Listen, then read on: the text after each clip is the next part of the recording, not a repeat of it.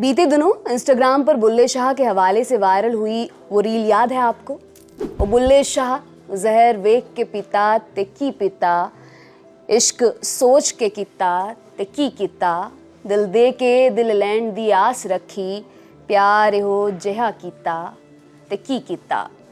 नमस्कार, मेरा नाम दिव्यांशी सुमराव है। किताबों से जुड़े हमारे नए कार्यक्रम किताबी बातें में आज बात होगी इन्हीं बुल्ले शाह की। पूरा नाम बुल्ले शाह कादरी शतारी, असली नाम अब्दुल्ला शाह, जो कहते हैं अगर मुझे कोई सैयद कहेगा उसे दोज़ख यानी नरक की सज़ा मिलेगी, और जो मुझे अराई कहेगा तो वो जन्नत के झूले में झूलेगा।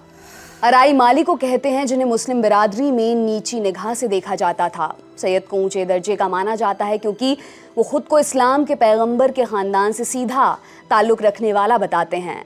बुल्ले शाह ऊंच नीच पर यकीन नहीं रखते थे।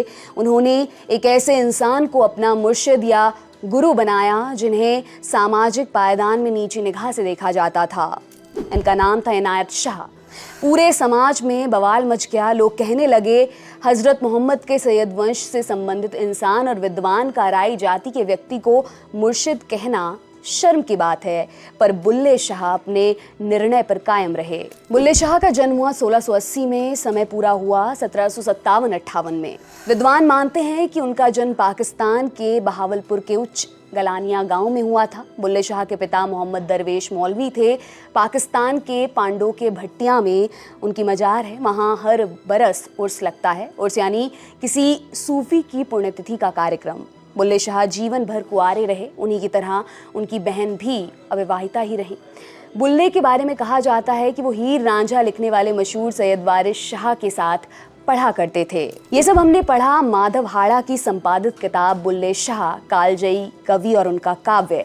इसे राजपाल प्रकाशन ने छापा है। कीमत है 185 रुपए। डॉक्टर माधव हाड़ा भारतीय उच्च अध्ययन संस्थान शिमला में फेलो रहे हैं। भक्तिकाल पर उनका गहन अध्ययन है। इस किताब में बुल्ले शाह की रचनाओं में से श्रेष्ठ और प्रतिनिधि रचनाओं को प्रस्तुत किया गया है। किताब का परिचय हुआ, अब किताब के किस्सों पर लौटते हैं। बुल्ले शाह के जीवन की एक घटना सुनिए। कहते हैं कि एक बार बुल्ले शाह ने अपने दूल्हे के घर जाने वाली एक युवती को बाल गुथवाते देखा। वो उससे इतना प्रभावित हुए कि उस युवती की तरह खुद भी वैसे ही बाल गुथवाकर अपने मुर्शिद इनायत शाह के डेरे की ओर चल दिए कि मैं भी अपने पति से मिल लूं। सूफियाना परंपरा में आशिक और माशूक का जिक्र बार बार आता है, और ये ज़रूरी नहीं कि औरत और मर्द के बीच के रिश्ते को ही दर्शाता हो।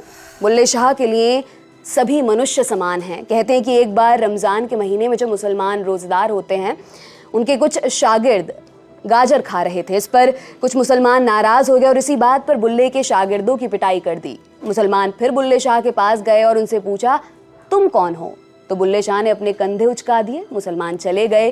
फिर उनके शागिर्द बुल्ले शाह के पास गए और मुसलमानों की शिकायत की। बुल्ले शाह ने उनसे कहा कि तुम मुसलमान बने इसलिए तुम्हारी पिटाई हुई, जबकि हम कुछ नहीं बने इसलिए हमारा कुछ नहीं हुआ।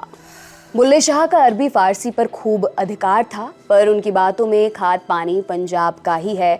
उनकी बातों की मस्ती, खुमारी और बेपरवाही पंजाब के लोग से ही आती है। वे एकमात्र ऐसे सूफी कवि हैं जिनकी बातों का सिनेमा, पॉपुलर म्यूजिक और टीवी में सबसे अधिक इस्तेमाल हुआ है। नुसरत फ़तेह अली खां, वडाली बंधु, रबी शेर गिल, ए.आर. रहमान जैसे कई सिंगर्स ने बुल्ले शाह को गाया है।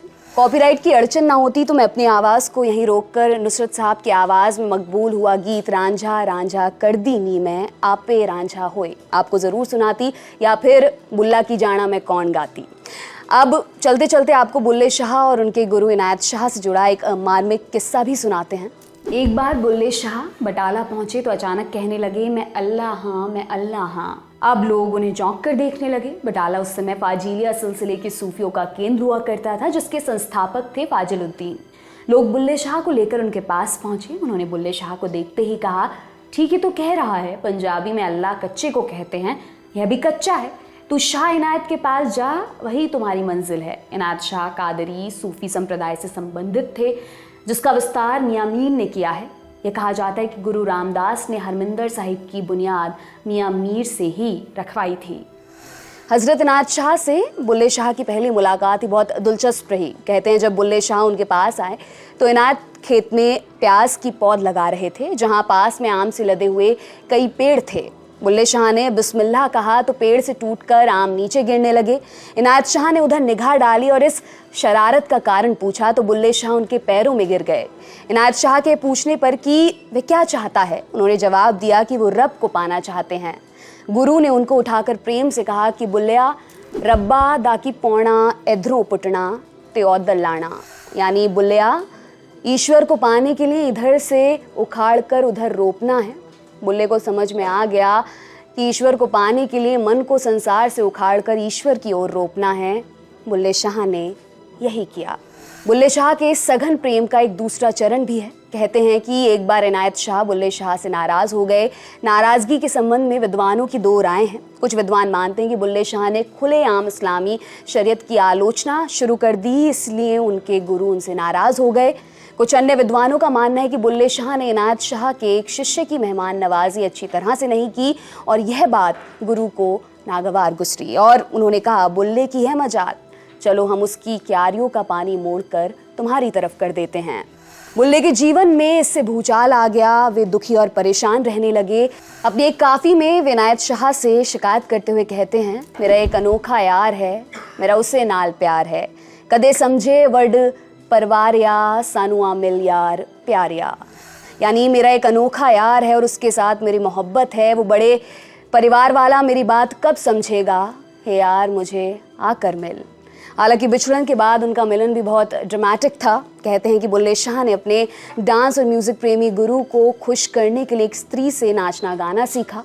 कहते हैं कि एक उर्स में जहां इनायत शाह भी आने वाले थे, बुल्ले शाह संगत करने वालों के साथ मुजरा करने पहुंच गए। मुजरा करते हुए दूसरे सब गायक नृतक थक कर बैठ गए, लेकिन बुल्ले शाह नाचते और गाते रहे। उनके स्वर में इतनी पीड़ा थी कि इनायत शाह भावुक हो गए। उन्होंने उठकर बुल्ले शाह को गले लगाकर कहा, तो बुल्ला है? तो बुल्ले शाह ने पलटकर कहा, मैं भुल्ला हूँ।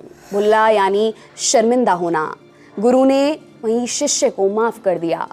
बुल्ले शाह ने आजीवन कविता की। वे कर्मकांड की निरर्थकता को बार बार उजागर करते रहे। उनका मानना था, मैं मस्जिद और मंदिर दोनों छोड़ता हूँ, मैं रोज़ा और व्रत भी नहीं करता। बुल्ले शाह के 49 दोहे और 40 गड़े समेत लगभग 250 रचनाएं मिलती हैं।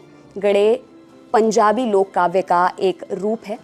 1757 के आसपास पाकिस्तान के कसूर में उनका निधन हुआ। कसूर को इस्लामिक शिक्षा का बड़ा केंद्र माना जाता था। विदा से पहले बुल्ले शाह का एक दोहा आपको सौंपे जाती हूँ। बोलिया अच्छे दिन तो पिछे गए, जब हर से किया नहेत, अब पछतावा क्या करे जब चिड़िया चुग गई खेत। आपके लिए ये एपिसोड लिखा है हमारे साथी दीपक ने। किताबी बातें हमारा छौना बच्चा है। आप सब लल्लन टॉप परिवार हैं। इस बच्चे को अधिक प्यार दें। देखते रहिए किताबी बातें और जुड़े रहिए दी लल्लन टॉप के साथ। बहुत बहुत शुक्रिया।